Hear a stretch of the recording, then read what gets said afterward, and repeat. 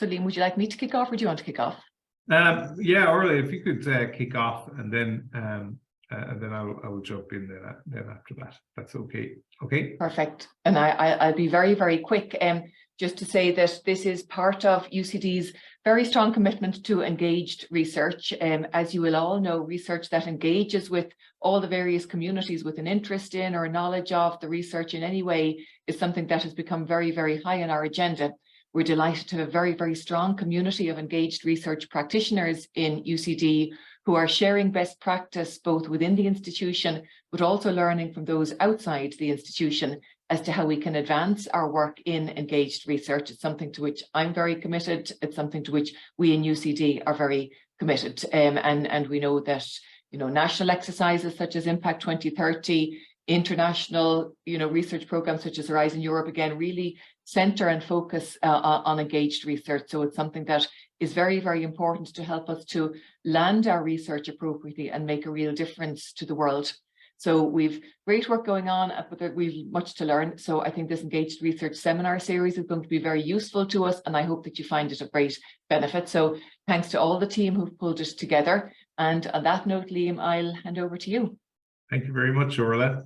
And we're delighted to welcome Professor Muki Haklay to our first in our new series on engaged research.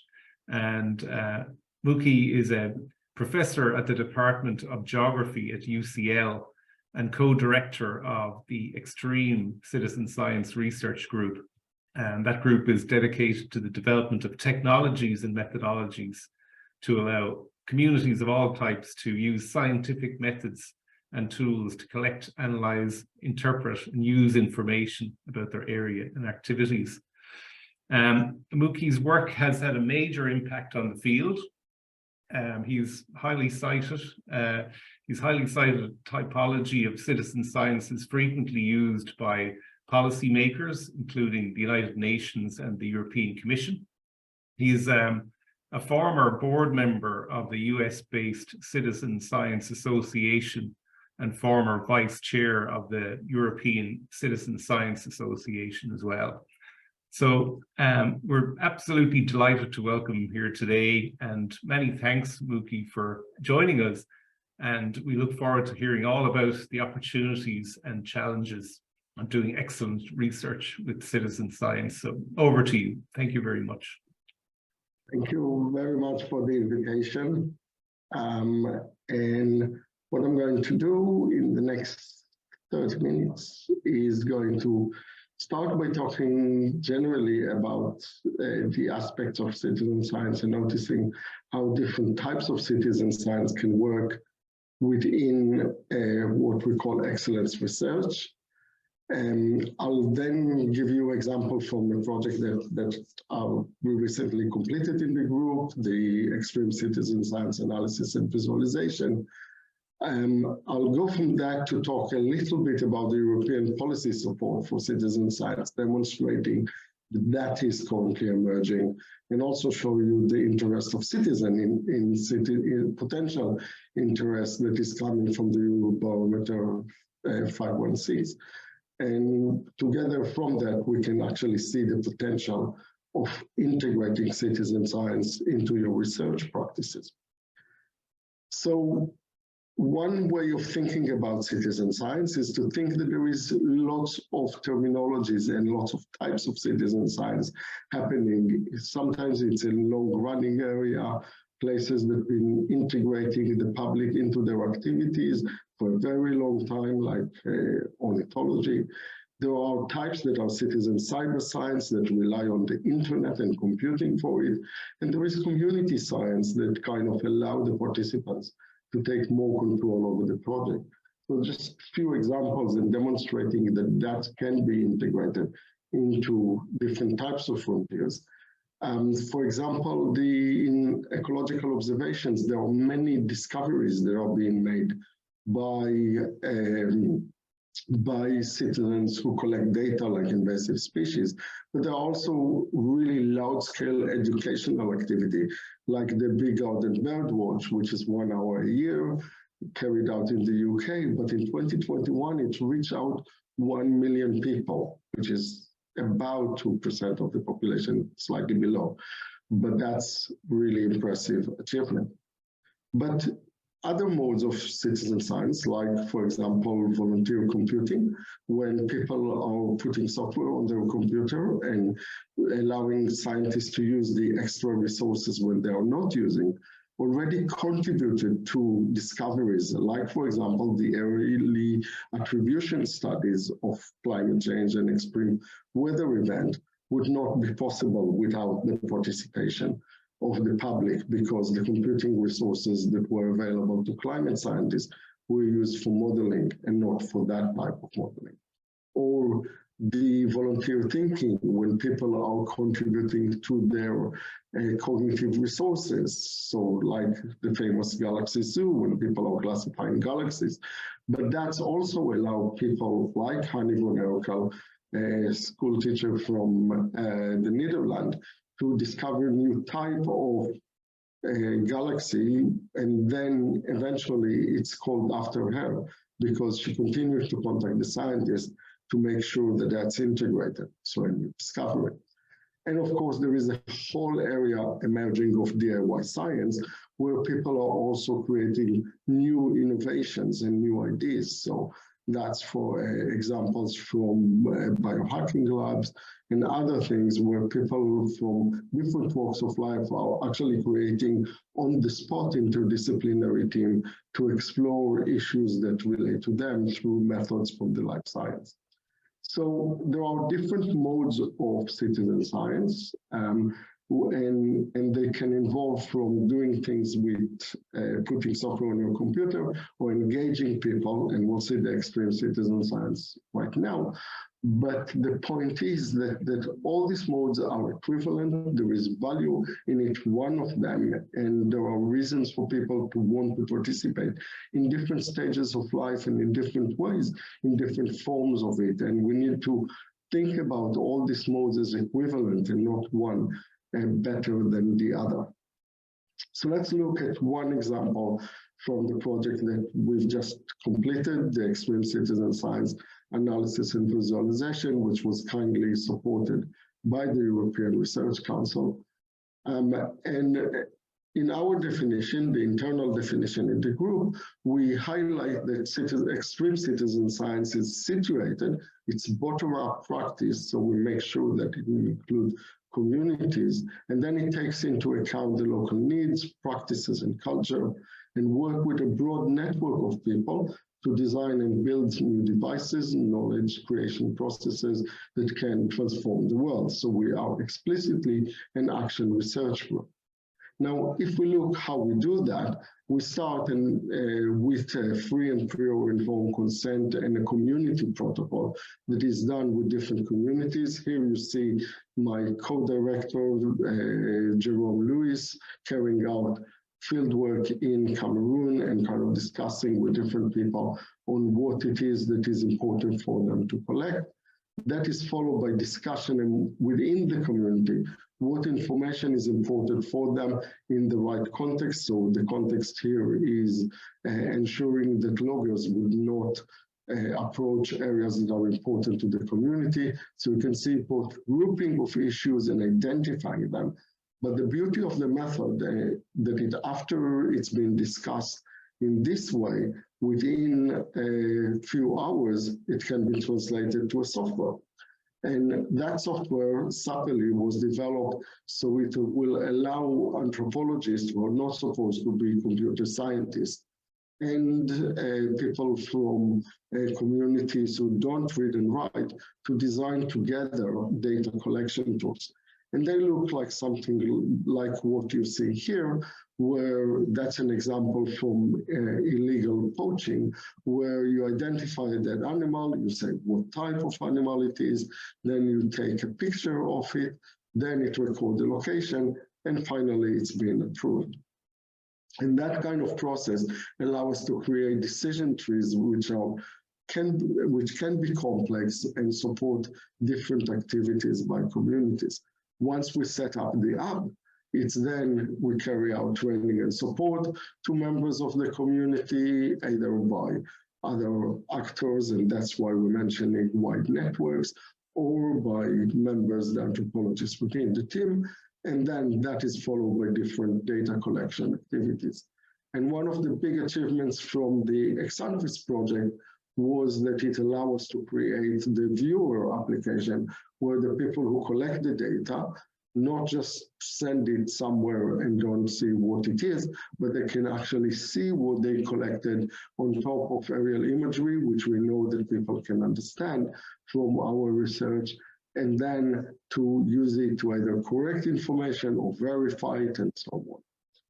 The system itself includes different ways of recording information, from visualizing it either remotely or closely, and different tools that work together in order to enable this work in the field. So it's a socio-technical system that supports this type of citizen science.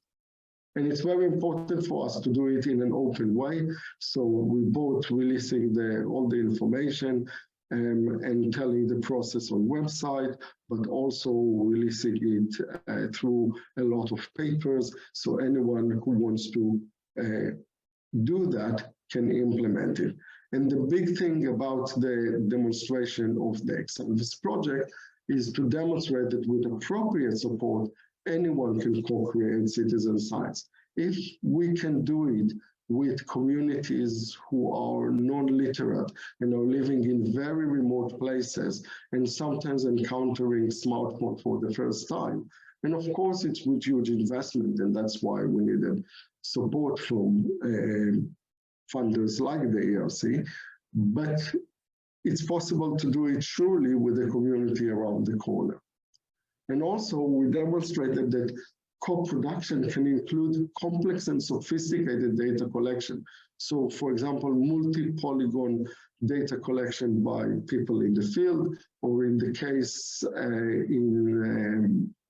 in the Masai Mara, we had people collecting over 160 types of plants, which is something that at least some of the literature about literacy is arguing that people are not expected to be able. So we're actually also challenging aspects about knowledge and literacy and how this technology allow us to overcome it. And overall, we've done that in over 20 cases, covering issues from plant health to cultural aspects and to logging and poaching.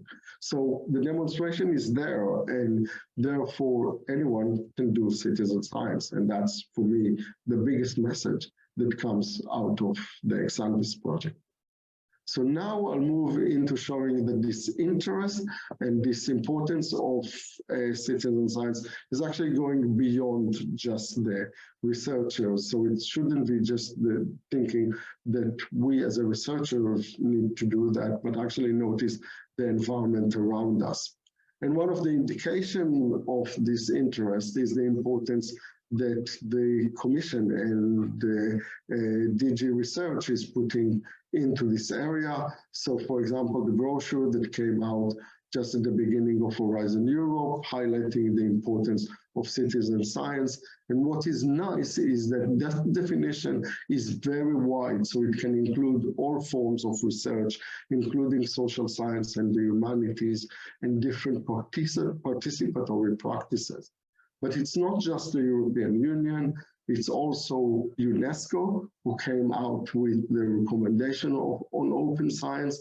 And what is important is that beyond the kind of known issues that scientists put on open science, which the infrastructure say, the ensuring that there is open scientific knowledge through publication and open access, or open data and other things, the UNESCO recommendation are highlighting the importance of an open dialogue with other knowledge systems, from local communities to indigenous knowledge, and also open engagement with societal actors through crowdsourcing, participatory citizen science, and so on.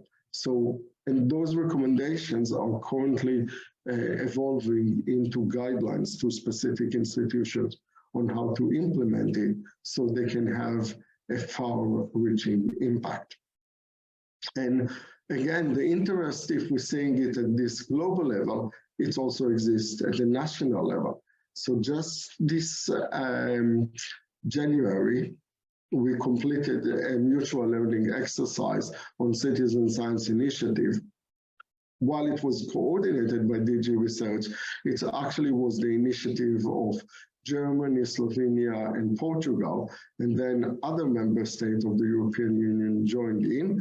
And for a whole year, the different countries that are involved and beyond that were studying the different systems in each country and how the research and innovation system, such as the research funding, can support better citizen science activities.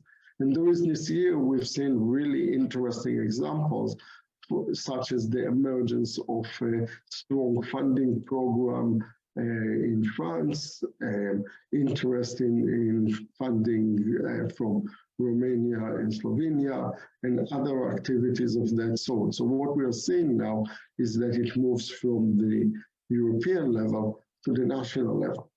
And even on the practical level, if you are involved in any activity within Horizon Europe, remember that open science, including citizen science, is the modus operandi of the whole program, which means that if you are putting in co-creation and co-design and citizen science into your project, if there are two projects and one of them have that and the other one doesn't, the project that got it got a better chance of getting funding.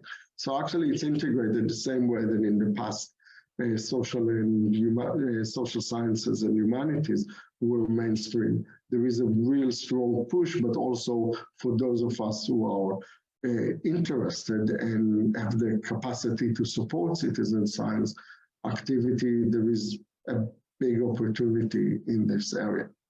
So we kind of now seeing that there is a potential from the science to do it on the cutting edge. There is an interest from policymakers at different levels. So what about the citizens themselves?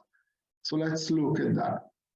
And my argument for a long time is that what we can say about the transformation that we're seeing in citizen science is not just because of technology. So it's not only because we have different levels of education and increasing level, that we have just mobile phone and internet and other devices that allow us to join in citizen science.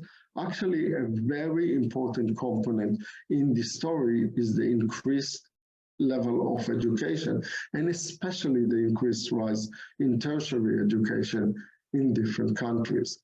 And in what follows, I will show you that why I'm arguing that, and also what are the implications to the way we implement citizen science. So, as you are probably aware, you are in the second best position in the European Union in terms of the general level of education within the population. And in general, there is a big push by the European Union to have a much better educated population with many more people with tertiary education, so they can be involved both in a society that runs with a lot of science, such as environmental decision-making, but also that they can participate in research and innovation at different levels. But what are the implications in terms of citizen science project? So now we can look at the aspects of, and I'm taking a few years back, and looking at the level in 2015, because that will be a comparison with different data sets that I will show you. So if we take the educational attainment in the EU in 2015, you'll see that the generally, about 27%, about 30% of the population had tertiary education, which is not only university, but let's, for the sake of it, say that it is university level, with 46% having something like a high school and another 27% just having lower secondary education. So that is the picture, and the picture, of course, is not similar as the previous slide shown. You could see that in some countries the proportion is different according to their practices. So say in France, 23% had tertiary education compared to 37% in the UK, and that's because of the way they are structuring their educational system. But what is important is what we see in citizen science project. So let's take the OpenStreetMap project, which is a Wikipedia of maps. So it's a voluntary project in which people are joining in and creating their own map, which is then open to anyone to access and use. And it's contributing significantly to humanitarian effort, but also used commercially by Meta and by other actors. So when we look at a survey of the participants in OpenStreetMap, actually something like 95% have tertiary education. And what's more, in the information that we know about the level of education, we know that just about 1 or approaching 2% in some countries of the people who are going to higher education are then continuing to a PhD. But OpenStreetMap is having 8% of people with PhD. And think about the issue that those people are actually digitizing maps, which is something that in their kind of work, their activity, they wouldn't do usually. Or Galaxy Zoo that I mentioned, where people are classifying different images of in astrophysics and kind of helping astrophysicists to do that. So again, something like over 70% of the participants have higher education and 10% got a PhD. This is also true for project in the humanities. So this is a project in UCL that started in 2009 and kind of ongoing. It's about the transcribing the writing of Jeremy Bentham, a philosopher from the 19th century. And again, in that project, 25% have a PhD. And what is interesting in all the examples that I showed you is to also give you a partial answer about where the quality of the data in citizen science is coming from. Because if your active participants having a master's or a PhD in the relevant area, or even not in the relevant area, they know what it means to carry out research. And if you say, okay, but that you showed us example from 10 years ago, so let's look at recent example. So here's a study from 2020 looking at the bee monitoring project in Washington, more recently looking at something like 130 participants. And you see that again, there is an overrepresentation of people with higher education. And you see them involved in the project in different ways. Same thing is also true on something that is very common in the US, which is to involve people in monitoring water quality. And you can see a really interesting comparison that is comparing the participants in the project on the left with the general makeup of Illinois on the right. So you can see that as you would expect in all the previous slides, there is an overrepresentation of people with a graduate degree, and that will include also the PhDs. But of course, that will bring in all the other social inequalities, so overrepresentation of white people in this case, and stronger socioeconomic background.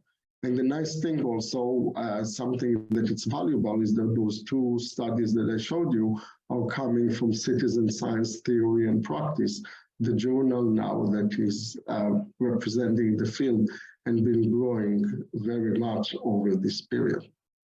So what can we say about this kind of issue with representation? There are two things that we can say about it. First of all, we can say that in societal value, in addition to all the other, of course, benefit that we gain from an increasingly educated population, it also provides us a way to capitalize in terms of the societal. We all invested socially in people studying for a longer time, and we're getting something that comes back to our communal knowledge. So there is a value to the commons from all this increase in higher education. But also it gives us a way to consider how we engage those highly educated people to reach out to marginalized groups and to work with them. So think about what I showed you right now with the work that we have done in Exanvis, and you can see that it requires extra effort to reach to marginalized groups, but it is possible to do that. And it also provides us a way to engage with all the people that are getting PhDs and other advanced degrees, but they are outside the formal research and development system. So it makes it much more porous and kind of maybe even require us to rethink how university works with society. But we want to look at the wider society, and for that we got the Eurobarometer. So in 2021, there was a very large study by the European Union, and they're doing that about every 10 years or so, different studies on public engagement with science as part of the general Eurobarometer, which is accepted as one of the best quality examples of social surveys and opinion. And you can see the opinion about science and society. And although we're talking in the middle of the pandemic, you see that they see scientists as involved and actually even want them to be involved, but have some issues about their involvement in society. So here, for example, the country profile from the Eurobarometer 516 to for Ireland. And what is interesting is that the perception, for example, of scientists as intelligence is higher in Ireland than in general in the EU. But notice that both know best what is good for people and bad in communication. There is a difference in perception to the negative side in terms of the scientist. But the next thing that we can think about is, and you'll see it in the result of the barometer, is actually to integrate citizen science into wider science communication. So think about everyone in society, including the people who don't look at news items when they are about scientific issue or anything like that. So that's everyone in society. Next level, we can think about passive consumption of science. So you have an article about a scientific issue in the newspaper, you read it, or you have a TV program about a scientific issue and you don't switch a channel. The next level of consumption is actually to do something. Say, go to a science center or go to a scientific museum, a science museum, natural history museum, visit a park during a City Nature Challenge. Do something of that sort is an active consumption of science. So you're not doing anything apart from consuming the experience of it, but you are doing something that is higher.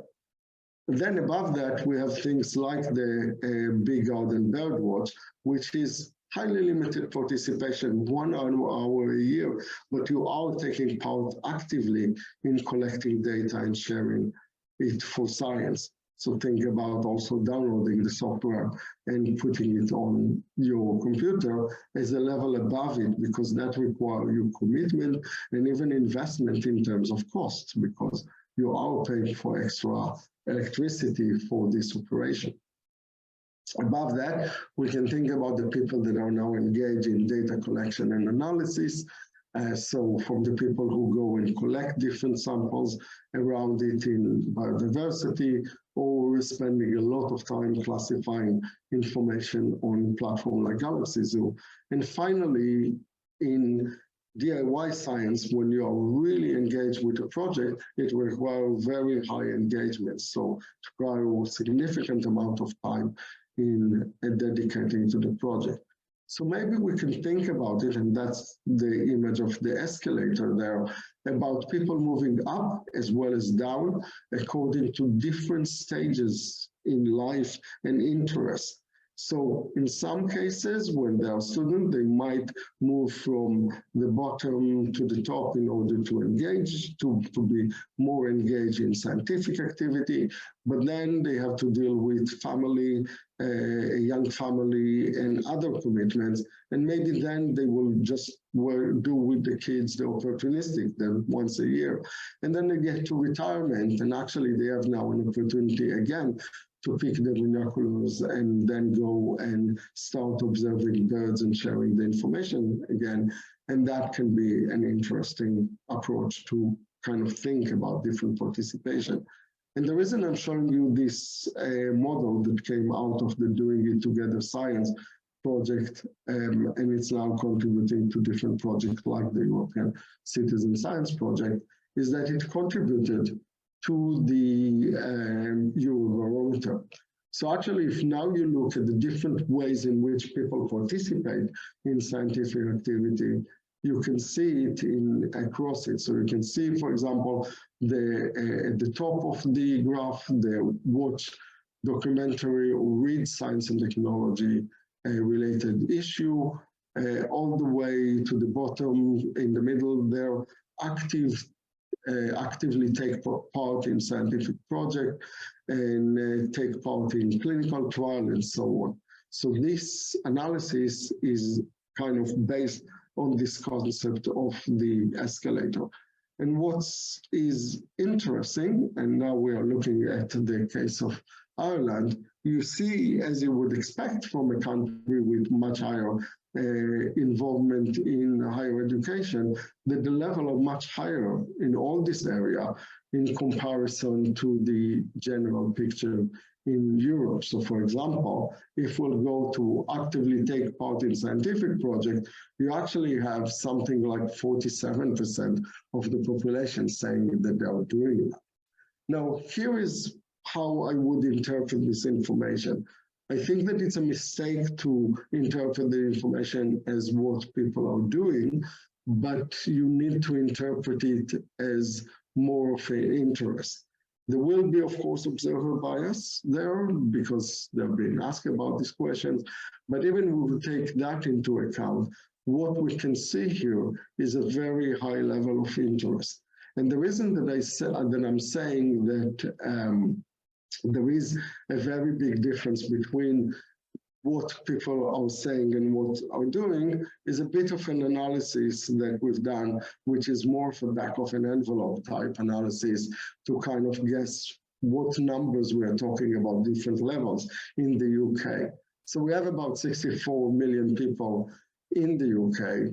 To assess how many are actually doing the passive type of interaction, we can think about the nature type programs with David Attenborough on the TV and program like that.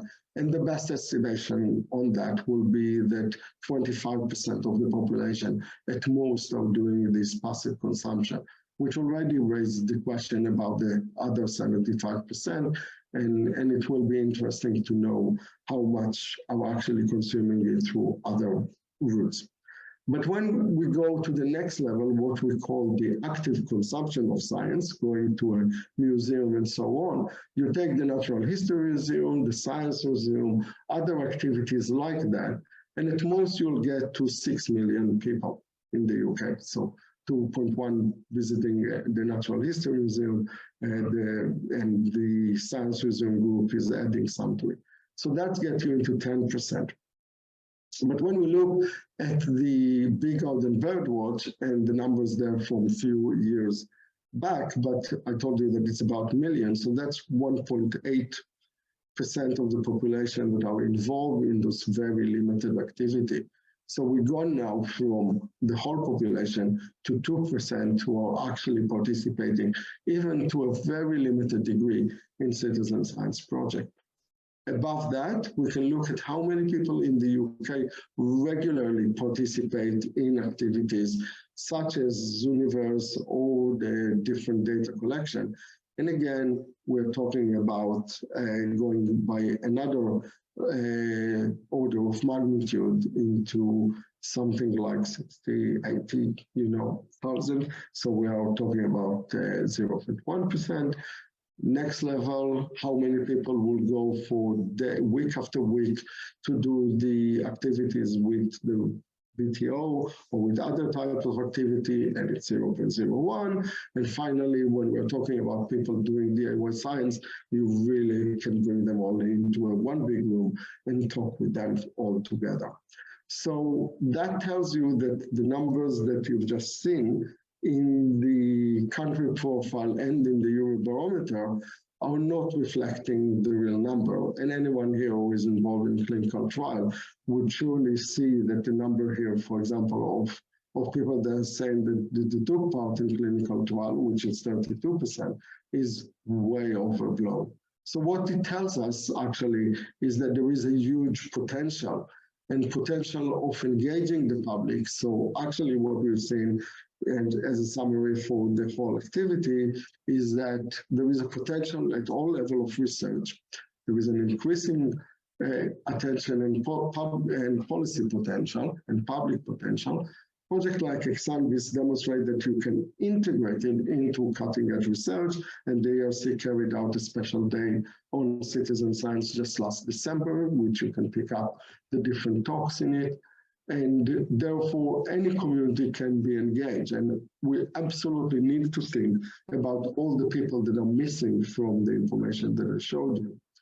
And as we see citizen science becoming much more acceptable as a part of scientific method, we should consider when to use it, when is the right time to use it, which type of projects, and also to ensure that it's inclusive and that we engage people in different ways. So thank you very much for inviting me and for listening. And I'm very happy now to have a discussion about it and answer questions. Thank you very much, Professor Haklay, for that most interesting and informative presentation. So in the spirit of engagement, we hand it over to the audience now to ask some questions. And I see we already have a few in there. So I might just ask you those questions, Professor Haklay, and we'll just see if we can get through as many as we can then, okay? Yeah. So I'll start with the first one that's in there, and it's from an anonymous attendee, and it asks, are there things that the university itself can do to help support citizen science practice for researchers? And how can we better reward and recognize citizen science? Yeah, thank you very much on that, because that links to a project that is currently running called Time for CS, Time for Citizen Science. It's a European project where we work across 7 institutions. 3 of them have integrated quite well citizen science, Aarhus University, Zurich, and us at UCL, and working with different implementers, including the Tyndall Institute in Cork. And we kind of work on how they can integrate better citizen science. The guidance, and also the guidance that will come from the UNESCO Open Science Working Group, will provide the kind of roadmap and a recommendation on how to do that. The university can do that both by giving direct support to citizen science activity. So that means identifying, say, funding for public engagement that can be reused also for that purpose, and even creating a function as we have done for, eventually at UCL of someone who is the citizen science coordinator. Because it's such a wide-ranging activity and it appears across all disciplines, it's important to kind of link people between discipline and share knowledge and maintain up to date with the latest knowledge or support the engagement, because I think that it's inappropriate for expecting all scientists to be able to do the volunteer management and engagement, and therefore providing the support for that is important. But then there are also the kind of other barriers, not the direct barriers, but things like, for example, establishing appropriate ethics procedures that can fit into citizen science, educating the data protection people about how you deal with this issue, designing in place issues like, for example, intellectual property right, that they can be integrated into the project. Very simple thing is the picture that people volunteer to the project, what are the rights of using them and under which conditions. So those kind of barriers need to be also thought about, and there is an emerging need for that. And finally, indeed, that need to be recognized in the promotion, because there will be, and there is plenty of evidence that shows that most researchers don't engage in any form of public engagement, don't even share their research on social media. And therefore, we need to also identify that within the promotion or within the encouragement activity. And that's things that are more about the culture of science, and that's move slowly. Thank you very much. I think that very comprehensive answer there. Maybe just moving on then to another question from Thilo Kroll, and his question is, are all demographics equally represented in citizen science approaches? No. Or how do you manage to do that, basically? Yeah, so that's one of the, so first of all, I'll take a step back and say that a lot of time people are throwing too many expectations on citizen science. They expect it to be completely inclusive and also produce high quality science that will end up in Science and Nature, and do it on a shoestring budget, and do it with equipment that people already have, etc. It's just impossible to do that, and every citizen science project is a trade-off. So if you're going after inclusiveness, you need to know, why you are doing that. It's absolutely fine to go, it's absolutely fine to go after highly educated people to help you transcribe them if you know that that's what you're actually after. But you need to do it knowingly, because what this demographic analysis that I showed you is showing is what happened when you do the default, when you just go out with an open call. You'll get the type of representation that I have, which also got biases about gender. It will come with balances. So all the kind of issues that exist within society large will come into citizen science, just because it's building on top of all our problems with higher education. So in order to kind of work out the demographic analysis, we will need to kind of consider them, and we will need specific activities that are targeted to different groups. It is possible. So the Open Air Laboratory project in the UK managed to reach out to 1 million kids, many of them from disadvantaged background, and integrate them with PhD students who are community scientists and all the rest of it. There are other examples of that. But in that balance, it was kind of highlighting the inclusiveness, the education, and the engagement, and ensuring that there is good science, but the science was mostly about monitoring and wasn't about cutting-edge papers. And not every science is about cutting-edge papers. That's also important to tell people. Okay, very good. Our next question is from Geraldine O'Brien, and it's, from your experience, have you seen any areas that are not suitable for citizen science? Yes, there are plenty of examples of things that are not suitable.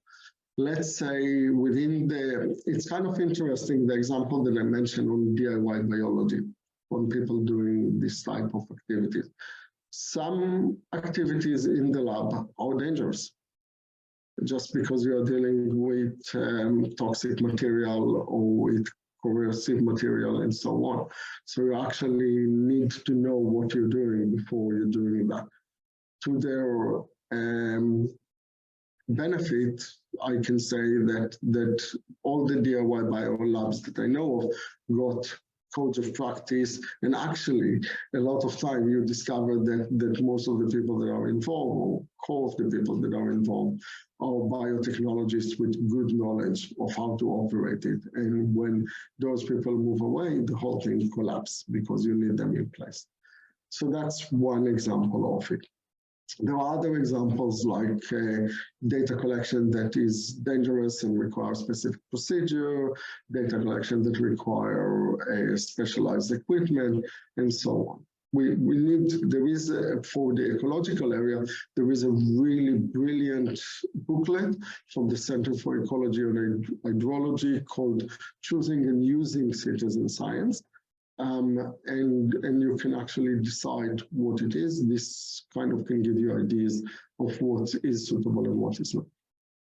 Great. That sounds like a really useful resource for us. So we'll definitely have to get a link to that from you. Another question that we have from John Oliver, and in the area of advanced manufacturing research, is engagement with factory floor workers considered a form of citizen science? Absolutely. It's one of my dream projects that I never managed to do. So if there is an opportunity, just give me a call. I'll explain to you why. It's really interesting, and I think that it gets to one of the part of the challenge of citizens as a cultural aspects of it. And I notice it especially in the UK, where class is way stronger and still here alive and kicking. So say that one of the big challenges within citizen science is the status of the expert and the public. And when we dig into some of the arguments about data quality on citizen science, it's the issue that as an expert, I can collect good data. Of course I can do it, but how can I expect people who are not an expert to do as well as I on data collection? And in engineering and in manufacturing, a lot of time, there is this difference between the engineers who are the kind of more educated and kind of having higher status compared to the workers who are not considered to have a status. And you think about the way that our society reorganizes themselves. Let's take again the example of Britain, not now, but say 10 years ago, when actually the people who were working in building were people with high degrees, but from Romania or from other Eastern European countries who found it more advantageous to work in building. And therefore they were sophisticated and they were capable of actually carrying out different analysis and studies just as much as the engineers. And if you would think about the innovation that can grow from working together with workers on factories and in different situations, from say doing samples, carrying out more analysis, integrating something that is going beyond just doing the activities, and doing that in such a way that fits into all the health and safety and all the other constraints of those environments, you can actually unleash new innovations. And it's famous that some companies were doing that by allowing floor workers to kind of share this information upward. And there are examples in innovation management around it. But citizen science is opening up opportunities. Absolutely, I would absolutely call it part of citizen science, and there is an untapped opportunity there. Very good. And there's a question too here, and it looks into, is there research into how best to ensure that citizen science projects can be continued into the long term, as many are established as part of short-term projects? Yes, so that is something that there is an interest. Not all projects need to be a long term, and it's important to be aware of it. And it's part of managing expectations between participants. One way to make actually participation long-term with short-term project is with a kind of office of citizen science by the university, where people move between projects and doing different activities. So they continue to be citizen scientists, just on different projects. But for projects themselves, it's something actually that it's very much of interest. So I mentioned the mutual learning exercise, and you'll find a specific report on sustainability and on scaling up that was done by different countries.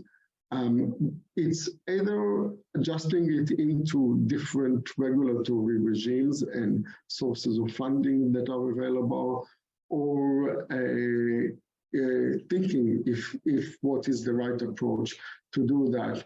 And even there is an example from the British Trust of Ornithology of having subscription, of people actually paying something in order to take part in the project, and then that allows the coordinator to have the position that carry it out. And it's not something, you know, it falls under crowdfunding, and it appears even in the UNESCO recommendation. Great, yeah. I'd like to move on to something a little bit different, and I have a question here from Gabrielle Udawori, and the question is, what are some of the challenges and stroke opportunities in public engagement, especially around open data generated in citizen science? It's a great question, because citizen science is one of the places where you have to rethink about the open data, and it's not always seamless. So I mentioned just in passing the example about copyright and ownership of data, but also you need to think about your responsibility to the participants. So things like, for example, when people are collecting data in their backyards, releasing the geographical data in open form with some identifying detail, you actually been releasing very important personal data. So you kind of need to think about it from the moment of design, and there are all kinds of geomasking and other techniques that can be used to release the data, but it should be part of the design of the process. On other aspects, there are many cases where people are releasing the data. So even on the health data, there is now a project like Open Humans, where people are releasing self-quantified information, and they decide who to release it to, and under which condition to release it. And finally, there is the kind of things that are happening in the space of indigenous knowledge, where there is an indigenous data sovereignty movement, which is fascinating in terms of how it structures it and how it recognizes it. So in the example that I showed in Exanvis, we see ourselves as custodians and not as owner of the data. The data doesn't belong to us, it belongs to the communities, and we just very carefully handle it under their permission. Okay, yeah, I think we're coming up to the end of our time, and I was just wondering if you could briefly answer just one more question, and then we'll do a wrap up, because I know we're quickly moving towards the hour. So, and the last question that I can see in there is, what kind of relevant activities can be included in EU funding applications? And the example is for computer science and electrical related projects, but I suppose in general, you know, what do you think is looked for in an EU funding application in the area of citizen science? Yeah, so the most important thing is that there are calls specifically on citizen science. Don't look at them, look at all the other applications. There is now almost something that you can do, a bingo, pick up a scientific area and look if there is citizen science in it, and just you put the name of the project and the citizen science, and you will discover different examples. Like in computer science, for example, questions about continue to be issues about sensors, about the integration of messy and noisy data, patterns of participation, human-computer interaction. There is a lot of work around that area, and say taking even something like the mission around cancer, you think about how we can engage patients or carers or other people that are involved in this mission to do that, or how we can create new ways of using volunteer computing and other methodology to improve it and to use the data better and so on. So the real trick here is to look at those proposals and to think where there can be opportunities for public engagement, because this literally can give you an edge. So it's worth doing. Great, thank you very much. And I think we're kind of at our end of our time for questions. So I would just like to close the session now and really offer like the sincerest thanks to Professor Haklay for joining us today and kicking off our seminar series in Engage Research. And I'd also very much like to thank the audience today, especially been a very great audience in terms of engagement and asking lots of questions. So thank you very much for that. Keep to note that there is more information about Engage Research to be found on the UCD Research portal. And there's a section on there called Public Engagement and Engage Research. And this contains links also to the new UCD Citizen Science Community of Practice, led by Liz Bruton in the Earth Institute and Jane Nolan in the UCD Library. So I think that's a really interesting group to get acquainted with. Our next Engage Research seminar will be lunchtime on the 11th of May, where we'll invite Professor Will Dixon from the University of Manchester to discuss his research. And the title of that one is called Cloudy with a Chance of Pain. So it sounds like a really interesting one. And it will look at how PPI and citizen science were embedded into digital epidemiology research. So you can register for that one at ucd.ie/research/engage seminars.